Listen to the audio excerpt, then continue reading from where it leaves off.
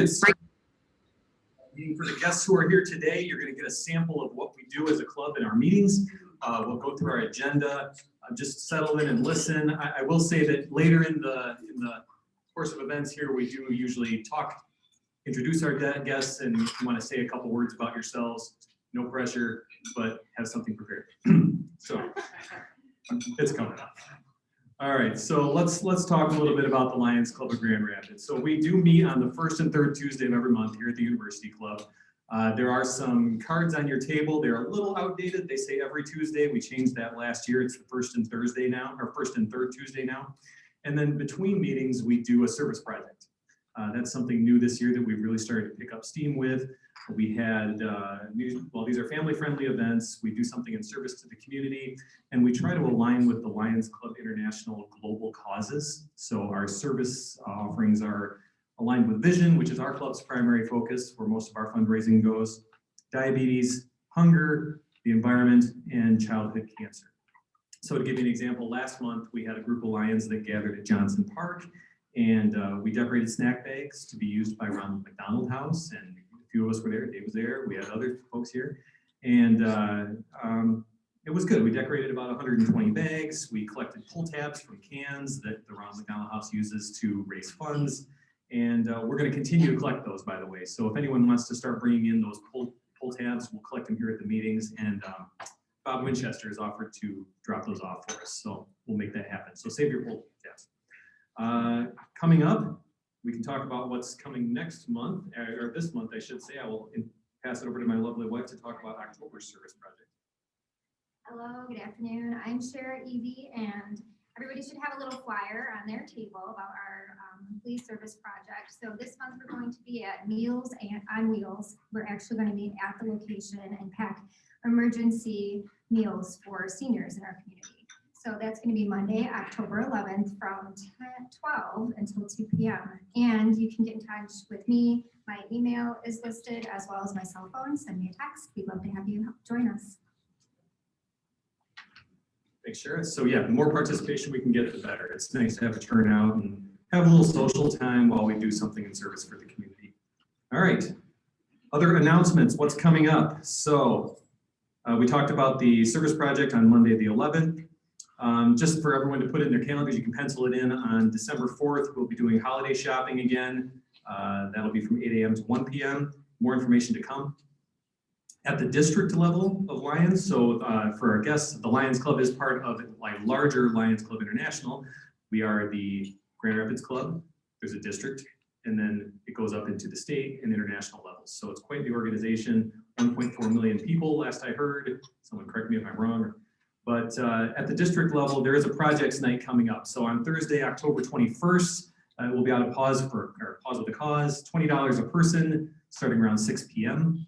And they'll do a silent auction fundraiser, stuff like that. So if you're interested in Projects Night, there is a sheet on everyone's table about Projects Night at the district. Take a look. And then coming up on November 5th, the weekend of November 5th, is the Lions Leadership Institute. So this is the annual event. Our club will pay for you to go if you would like to go, if you're a member. So I'm just going to put that out there. Everyone on their table should have a sheet with the application forms. There are two. Somebody hold up the green one. I'm just looking for volunteers. There we go. All right, thanks, Jim. So there's a green sheet. If it's your first time, fill out the green sheet. If you're a graduate and you've done it before, Gary Anderson's holding up the orange one, fill out the orange sheet. But we'd love to have you go. Again, this is something that our club will sponsor you to attend. If nothing else, you get free meals and some good times, and you get some educational sessions. So I will be there. I'd be interested in having someone else come too. I'm just looking at you, Kyle. All right. Moving along, let's talk about some of what our partners are doing. So I'm going to pass this off to Linda Zizos for a moment to talk about ABVI's upcoming event on the 28th. So Linda, you want to come on up and get the mic?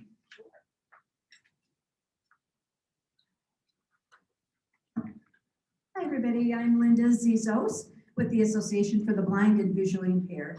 And our premier fall event is coming up.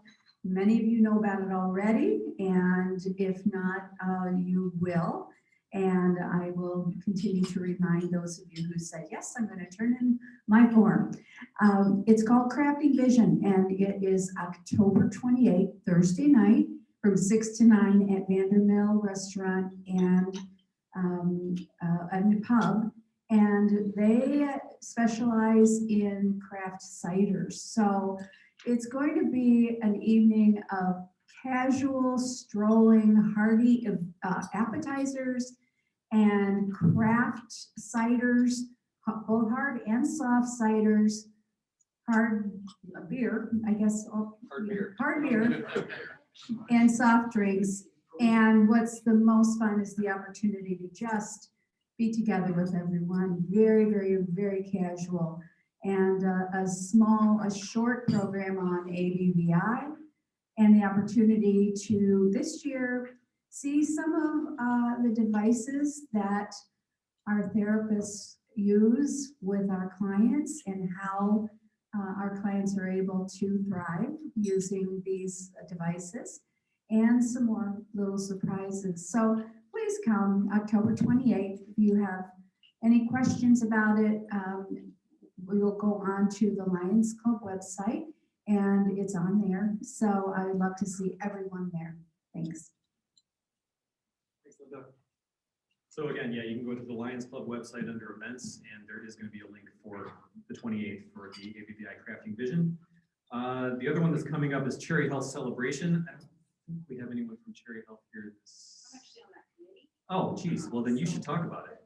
It would be, well, as we know, Cherry Health is certainly part of our vision clinic. But there is, I guess I'll say, unfortunately, a celebration via Zoom again this year. But it's a major fundraiser. It is a Zoom that brings us somewhat that you may be familiar with, where you can actually, yes, you'll pay your ticket, you'll be able to pick up a meal prior, you'll gather with friends or you're your own, you'll have a table, and yet in that Zoom you can go to different tables and say, hey, Dr. Anderson, how are you? Got back, show starting. We're in the process of releasing some pretty cool, they kicked me off the podium a couple years ago. So there'll be some pretty cool MCs and entertainment. So it's just an interesting way to do a celebration in these times. So, and again, it comes back to supporting the mission and passion for kind of our own backyard. So their registration is available, and obviously we're in the sponsorship zone now as far as asking for sponsors. So Cherry, let me find the website while we're here. I want to say cherryhealth.org. Sounds great. Yeah. Yeah. And, so maybe we can put that into a new cap in our newsletter. So on behalf of Anna, who's doing a great job. But yeah, we had to pull the plug on making it Zoom a couple weeks ago. Yeah. And you're saying Zoom, it's not actually through Zoom, it's a custom software that lets you go from table to table. It's virtual. Yeah, so I did it last year and it was kind of neat. Cherryhealth.org. Cherryhealth.org. Yeah, I'm using kind of like a Band-Aid, Kleenex. I'm using Zoom as kind of a general. That's a mistake. But yeah, it is a pretty cool virtual platform. And as a guest, you will be walk through that. Thank you. So the date for that? November 3rd, and it's a 6 o'clock social hour. And again, I'm pretty sure there'll be opportunities to go like get your pizza from it, brewing. Yeah, so you pick up your food ahead of time and then have your meal as you participate. Good. All right, thanks, Shelley. Let's move on now to our tail twister, and I can talk about the tail twister quick for our guests. So there's a person designated in every club who is the tail twister. Jamie Junot is our tail twister, and it is his job to be both ruthless and fine our members for violations, which you'll see, and to be a generous, wonderful soul and introduce guests and do everything. So this is your cue if you're a guest to get your speech ready. So I have multiple personalities, apparently. You can call me Sybil if you'd like. To start off, the first thing that I usually check is to see who has their pin on. And if you have your pin, you're a good lion. If you do not have your pin, you're still a good lion, but you owe me money. Okay, so Everybody's looking like they're a pretty good lion here. I haven't checked them all out, but usually they'll honestly put their hand up if they have money for me. Scott, right?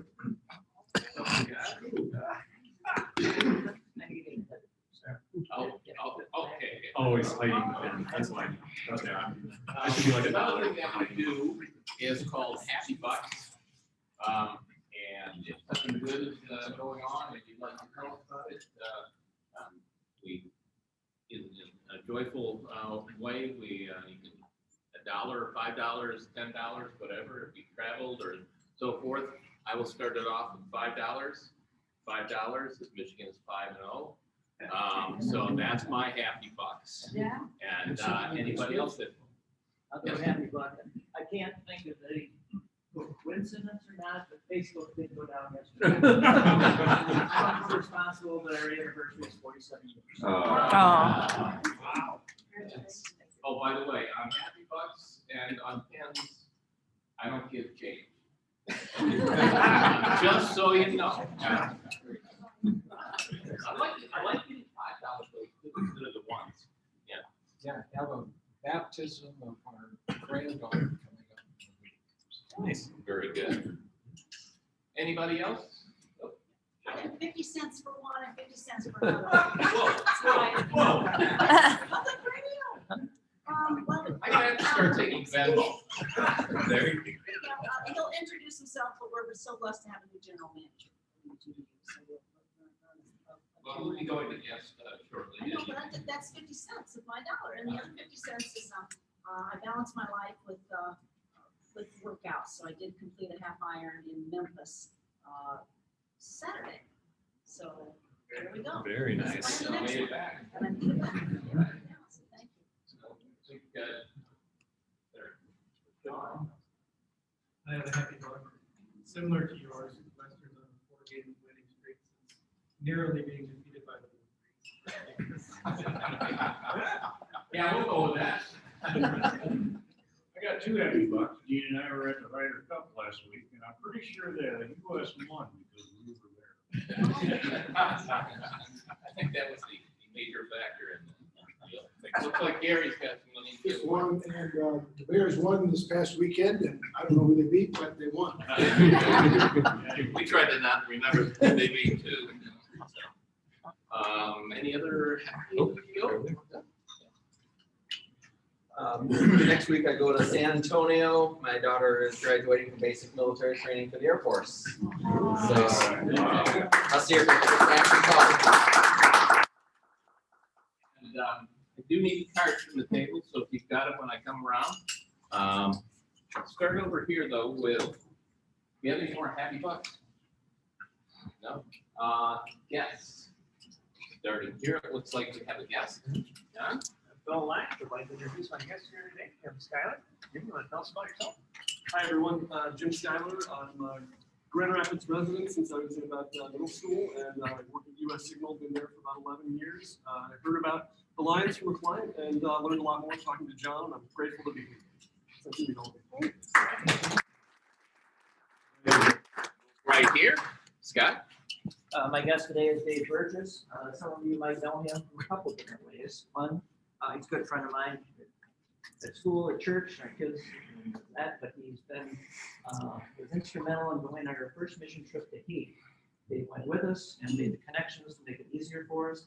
But more importantly, he is now our landlord for the eyeglass company. So we use his facility. Dave, tell us about your facility. I'm a photographer. I have a studio on 29th Street in East Paris, and I'm glad to have the Lions use my warehouse. You've got a big pile of eyeglasses back there. And I do commercial and portrait photography. And if you have a face, you are a potential client of mine. and I have many good friends in this Lions group, so really delighted to be here. Thank you.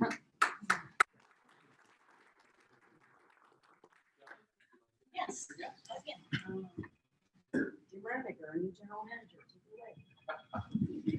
I'm Jim Redmaker. I am the general manager of WGVU, aka I work for Shelley. And nobody we only ran into 4 people on the way over here that she had to talk to, so. I have dishes in the sink. Yeah, but it's good. I was here in Grand Rapids for 15 years before moving up to Mount Pleasant for the past 5.5 years, and just came back as general manager here. General manager up at WCMU Fire Out Ships. Sorry, I really didn't count. I graduated from Western Washington University, so working at CMU was always great too. People ask you where you went to school, I'd say, oh, I graduated from Western, and they go into apoplectic shock, and then I would say Washington. Glad to have you here. Sure, I'll introduce Des, actually. He's my guest. So Des, why don't you stand up? Because I want to put you in spotlight. So this is Des Mathias. He is an account manager at Arrain, who works with me. And Des, I'll let you say a little bit about yourself. Yep, unfortunately, I both have been doing so. I know he's a good guy. So growing up, I grew up in Sri Lanka. So my dad was alive when I was a little. So here I am.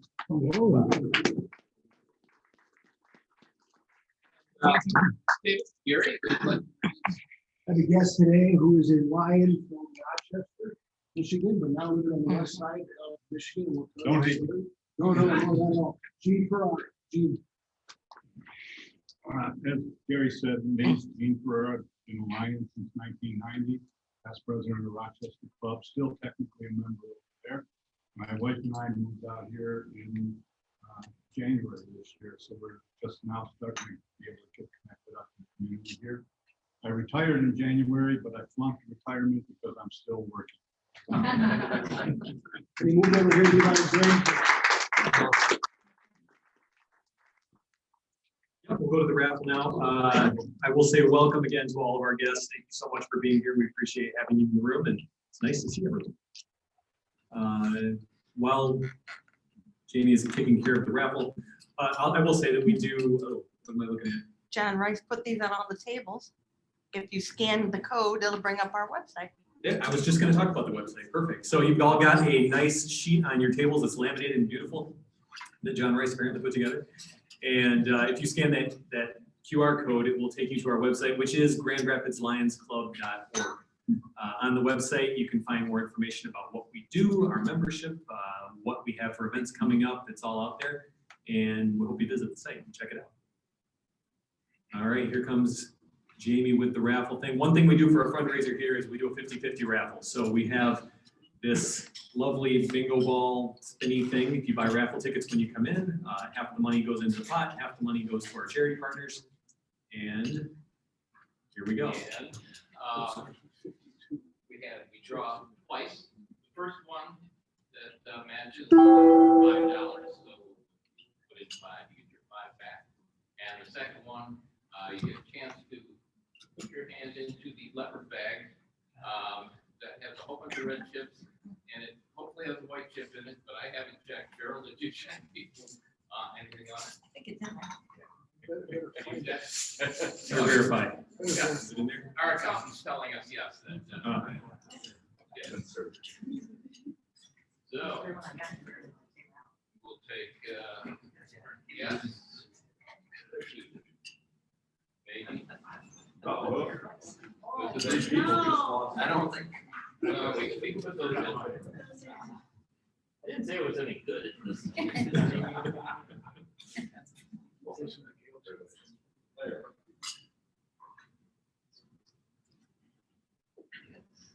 Okay. First winner, put the glasses down so you can read them. Last 4 digits, 9465. Gary Anderson. Okay. All right, money. $5 money. And to the guest, for the chance to win half of the prize that Bill Hustle for the last however many months. Okay. Yep. 9478. Yeah. Jeff crying. Boy, I hope that white one's in there.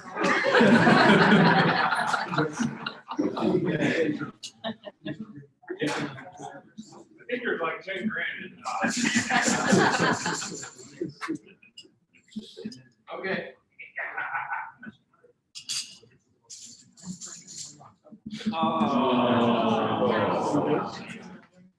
All right, pot grows for next time.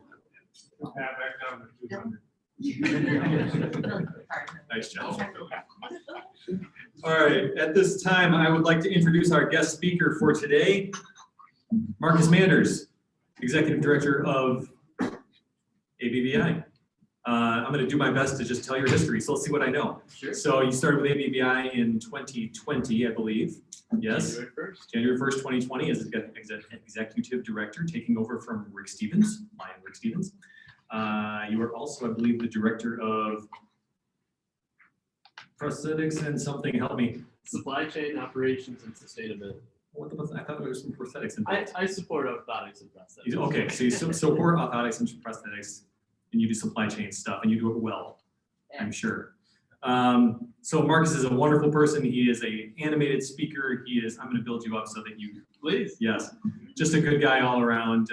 He's participated in many of our events, loves ABVI, and I think that passion is going to shine through for all of us. So Marcus, why don't you come on up?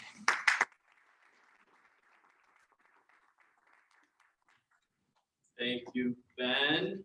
Good afternoon, everyone. Yeah, I like to move around. I'm really excited to be here. I am thrilled to be able to see so many new faces as well as so many friendly, familiar faces. The opportunity to present, this is fantastic. But before we get started, if you would humor me, I feel that movement is really important for our well-being. So stand if you're able. We're just gonna do a really quick stretch, get the body centered. So we're just gonna reach up real high, take a couple deep breaths, and then bend if you're able. A couple deep breaths. Doesn't that feel good after this great meal? All right, don't hurt yourself. Don't hurt yourself. And then have a seat. I just thank you. Thank you. That was fun. Let me pull up this presentation here. So it's good to be here. It's good to be centered, be present. We've all got things that we just scurried from and a bunch of things we have to do, but I'm Marcus Manders. I'm from the Association for the Blind and Visually Impaired. I'm the executive director. And so when John Rice and Kyle Travis and many others, Ben, asked me to come and present today, I was thrilled. It's such an honor to be here to share about this wonderful organization, whether it's the first time you're hearing about it or you've heard about us before. I hope you leave with something new. And so just grateful for this opportunity to share something that I really enjoy the most, and that's telling about ABVI. I've developed quite a passion for this organization, and I hope that you see that in where we're going and where we've been. So, one of the things that makes ABVI so critically important for our community is that we're so unique of an organization. So today, I'm going to take maybe 30 minutes, less than that, to share our profound history of ABVI, information about how we serve and who we serve, some recent changes that we've undergone as an organization, and where we're looking forward, where ABVI is going, and lastly, how grateful we are for your continued support, and if there's opportunities where you want to provide your time, your talents, or your treasures, if any of what we're sharing resonates, or what I'm sharing resonates, let's connect. Awesome. So, little brief history, Roberta Griffith, what a profound woman. If there isn't a movie about her yet, there really should be, because she is a dynamo of a woman. We have such a rich history. Roberta was born in 1870. She was the founder of ABVI. She actually lost her sight at a young age, and it's believed that it was actually preventable. And so she didn't let that stop her. She actually went, and she's believed to be the first blind woman to graduate from a school that's specifically for the sighted. She graduated from Case Western Reserve, now Case Western University, and she did it in 3 years with no additional external support or disability advocates department at Case Western. In 1900, she moved back to Grand Rapids. She partnered with Helen Keller to standardize the first Braille dictionary, and she founded ABVI in 1913, where she would serve as the executive secretary until the year she passed away. She ate, slept, breathed advocacy, and remarkable woman. One of her crowning achievements actually is she went and fought for legislation for the compulsory use of nitrate of silver on infants' eyes to help preserve eyesight after they're born. And it's believed that had that been done on Roberta, she might have not lost her vision. So I could go on and on about Roberta and our rich history, but there are Robertas around today. There are individuals who just need an opportunity to be accepted for who they are, a one day at a time chance, just the same way that Case Western University provided to Roberta when they accepted her into their school. So if there's two things I'd leave you with, just fast forward. If you leave with nothing else, it's let Roberta's legacy really empower you to treat everyone with love and kindness and empathy, and do not underestimate what individuals with disabilities can do. So that's our history, ABVI. So what do we do today? How do we serve today? How do we empower and improve lives for the community? The answer is a whole lot of ways. So first of all, we're headquartered in Grand Rapids. We're on the corner of Cherry and College. It's that yellow building right across the street from Stone Castle Dentist, right? But while we're headquartered in GR, we actually serve 13 counties, as far south as Allegan County, as far northeast as Osceola County. Osceola County is like Everett, Reed City, just south of Cadillac. So we serve in a bunch of different ways. As I've listed here, our low vision clinic is often where clients start. And I just want to take a step back and say, Association for the Blind and Visually Impaired, we have services that are for both, although you think that there's a lot of similarities and parallels, but they're actually very dynamic. And I'll talk about that in a little bit. So what's a visual impairment? This was an education for me when I joined ABVI, January 1st, 2020. As the executive director, had the opportunity to meet the board and the staff and volunteers right around June of 2019, and really spent some great time with Rick, too, my predecessor. But visual impairment really just means that once surgery or corrective lenses can no longer progress an individual's vision, that's where we can help. But hopefully someone doesn't wait until that point to learn about our services and how we can provide help. So whether that's macular degeneration, retinitis pigmentosa, Stargardt's, there's a bunch of different areas where we can help individuals really just make the most of their remaining vision. That could be through magnification, through devices, through tints, just helping people live their best lives despite their vision loss. So our low vision clinic, we host those in Holland, Michigan, in Grand Rapids, and in Muskegon. And services have been growing. We actually have a 50-day waiting list. So we're working, the team has taken from where we would often have vacancies in the appointments, and now we have a waiting list. We're like, okay, we need to add some more clinic dates and find some additional opportunities to serve. And while we provide a specialty service, we don't get any of the benefits of being a specialty. I'll get into that in just a little bit. But as you can imagine, coping with vision loss or blindness for any host of reasons, whether just due to the natural part of the aging process or a traumatic incident, it's taxing, it's difficult. It's actually, there's several studies that share that an individual would rather lose their limb, their sense of hearing, any of their other senses. The number one most feared loss of sense is their vision. And so we provide more than just clinical services. We treat the whole person, individual and family counseling. We're there as a support not only to the individual who's going through vision loss or who is blind, but also their caregivers, their loved ones, their community, their support. And we often actually incorporate just an introduction to the various services and resources that are available as a part of our clinic process. We want to make sure that person, the whole person, is treated. So ultimately, by providing this service, it's ensuring, providing a sense of hope and helping the individual be as independent as they can. We've had individuals who, before coming through our clinic, They thought that because of their vision loss, even though they were ambulatory, they could walk, that they were confined to a chair, that they didn't have the tools or the really the strength to go to the mailbox or go grocery shopping on their own. And so I do realize that I just passed over to peer support groups too, so I want to take a step back. We also build a sense of community through peer support groups, letting individuals know that if you are going through vision loss, or if you are blind, or if you are the loved one of an individual who's blind or has low vision, that you're not going through this alone. We provide free peer support groups, continue that even in a virtual setting and in person. So again, treating the whole person, but we go and we want to make sure that individuals can thrive. So a key part of ABVI's mission is to help people thrive.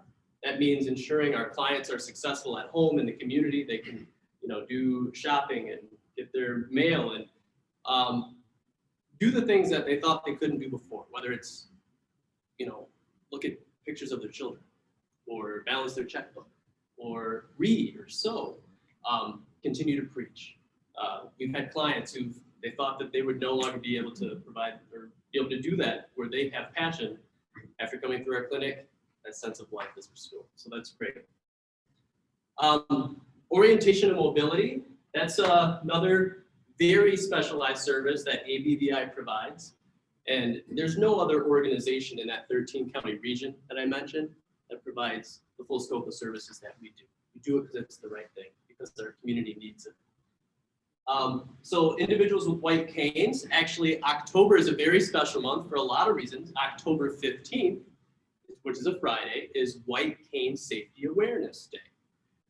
To celebrate what a white cane signifies. It signifies strength. It signifies independence. It signifies that I am as much a part of the community, and I don't have to be fearful. Fearful of crazy drivers, pedestrian rights. So orientation mobility is the practice, the very specialized practice that teaches those proper white cane training skills. ABVI provides that. We provide it not only to individuals who maybe they've congenitally blind, they've been blind their whole life, or part of their vision loss. We provide it in schools if a public school doesn't employ their own orientation and mobility specialist, or O&M, as we call them. But it's ultimately to help people be as successful as possible. Maybe it's orienting someone in a new workplace, or a student as a part of their internship, a college campus tour, any area that they're going to live their life and be a part of a community. That's where we provide O&M, helping people be as successful as possible.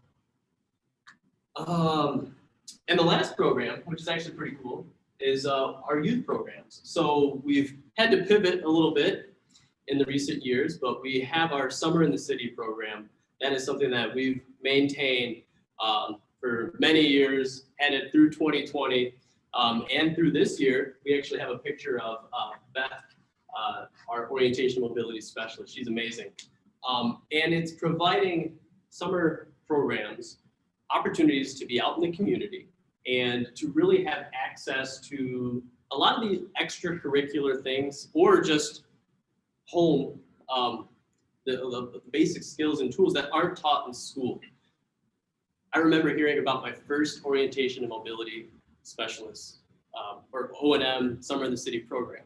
And the O&Mers, they talk about how to use a screwdriver,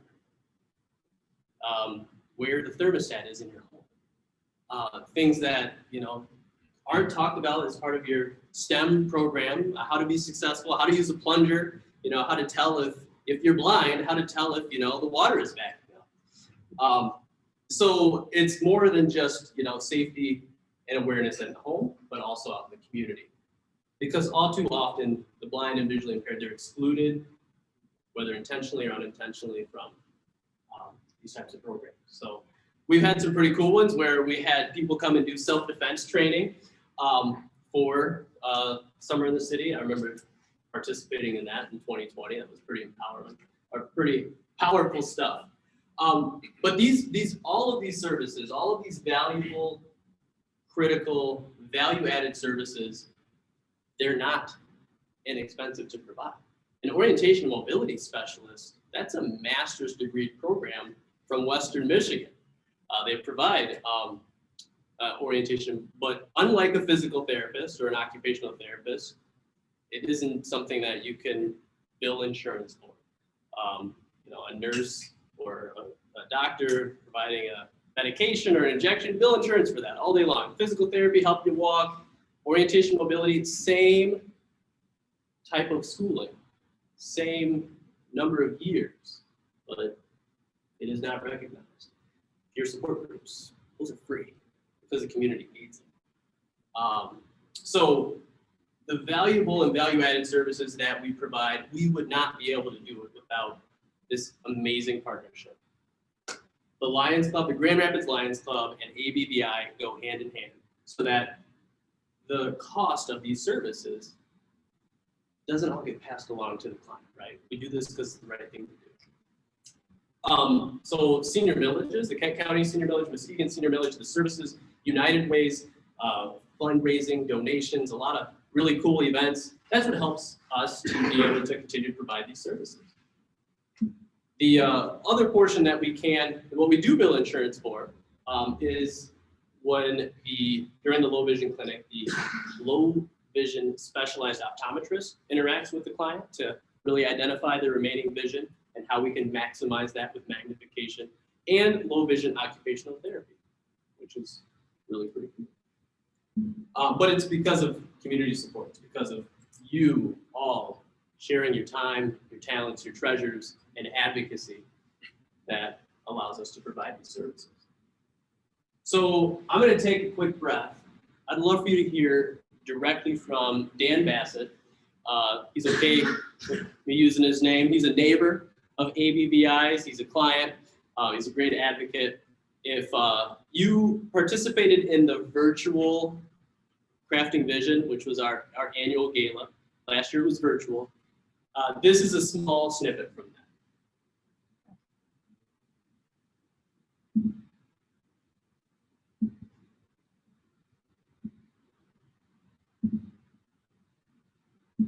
Part of my community, it's part of my world, you know. I overlap with this place, people that work here. It's a sunny day. Dan is walking down the sidewalk. I get from where I am, first thing I do is slap my shoes and grab my cane and head out. What kind of trouble I can get into, get along, whatever, you know. Keeps things interesting me. Dan continues to walk along the sidewalk. I walk about 2 or 3 miles every day here in the neighborhood. I started coming here when my vision started slipping on me. You know, for people with vision impaired, most of the first reaction, I don't want to be seen in public. I'm ashamed of what's going on. Dan is walking up a ramp. He opens the door and enters the Association for the Blind and Visually Impaired. Depression sets in. This place helps a lot of people get out of the depression.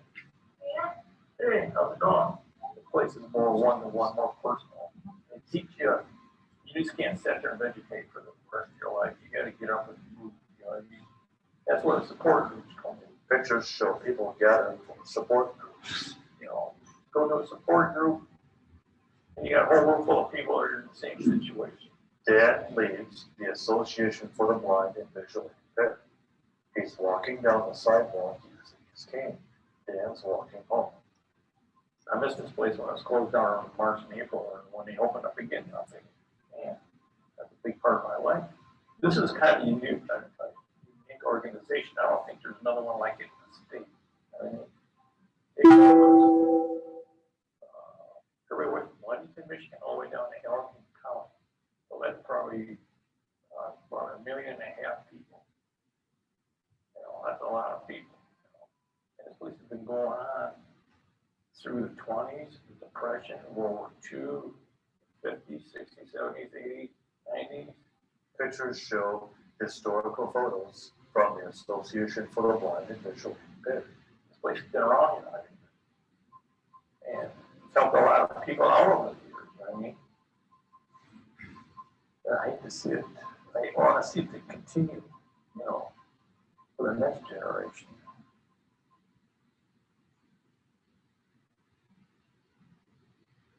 I love that video. He's amazing. A lot of great people highlighted in that. So how is ABVI poised to be around for the next century? Dan kind of left on that note. He wants to make sure that we've been around over 110 years. How do we make sure we're here for the next 100?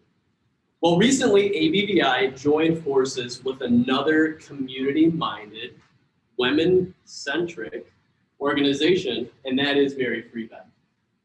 The Mary Free Bed Guild. So like ABVI, which was started by a dynamo of a woman, right, Roberta, Mary Free Bed was also started by women. They're called the Guild. And MFB is actually Mary Free Bed. I'm gonna call them MFB, ABVI, MFB. So the Mary Free Bed Guild, the Mary Free Bed, they're still actually governed and overseen by an all-women guild today. They oversee the board of directors even. And even prior to this partnership, there were several, and there are several current, actually, Mary Free Bed Guild members who have served and continue to serve on our board of directors. So community-minded.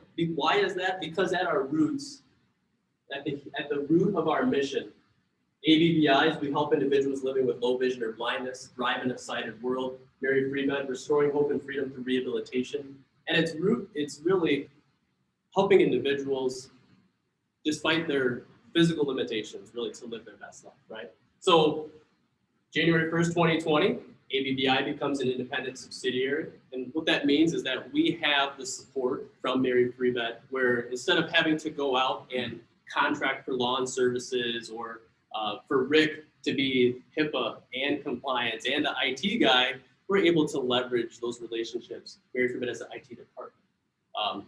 We can piggyback on their contracts, those sorts of things.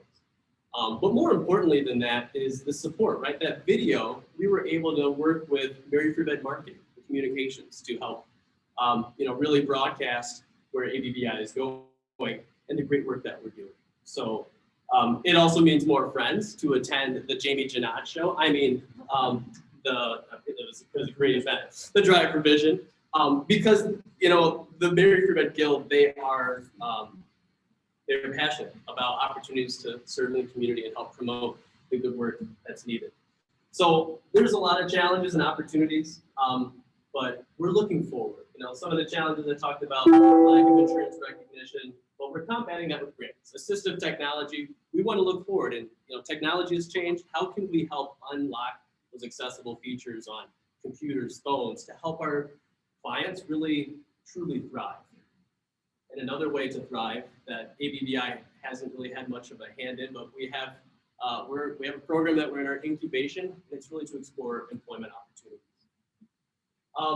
So this is where we're going.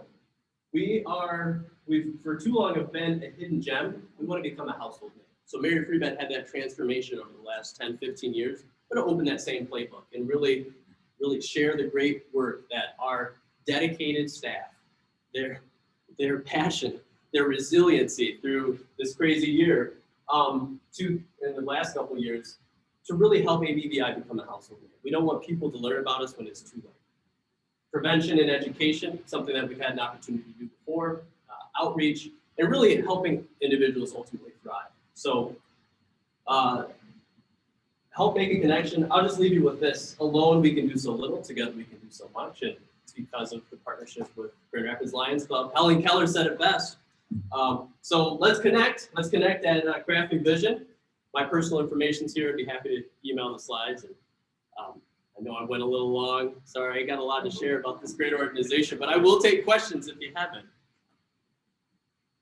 Yes. Are you offering to organizations guidance on how to make their digital presence more accessible to people that are visually impaired?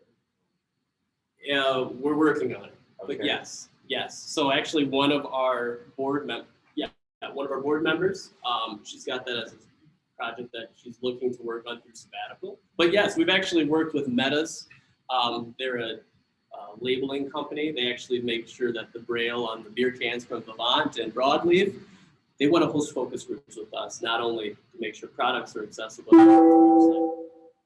That's an area where we'd like to venture, and that could very well piggyback into employment opportunity, right? No better population or client can ensure that something's accessible to someone who needs that in order to apply for a job, right? Or to purchase your products. So yes, all a part of that incubation. Would you like to join that committee?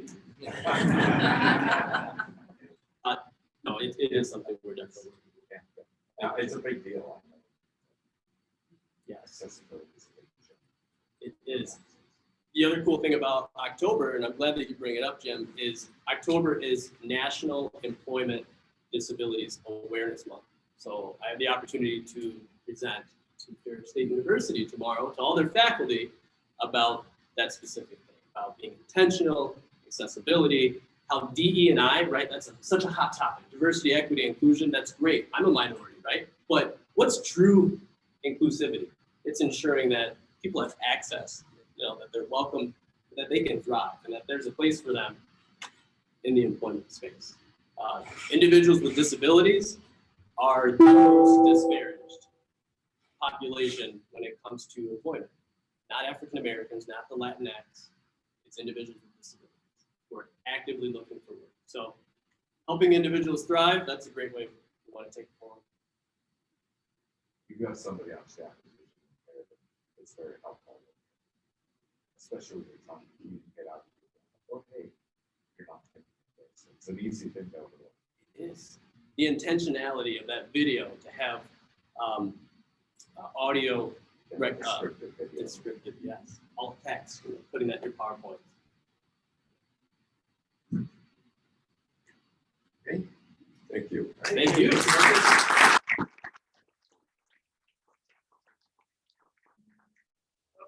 Before you run off, just as a thank you for being here, give you this wonderful Lions Club. So enjoy your coffee or whatever you drink out of that. It will definitely be coffee. And to everyone else, again, thank you to our guests for being here. If you did not grab a validation ticket, the green tickets are on the table in the back. If you parked in the ramp, this will get you out. Put in your white ticket first, followed by the green. And we are adjourned. Thank you, everyone.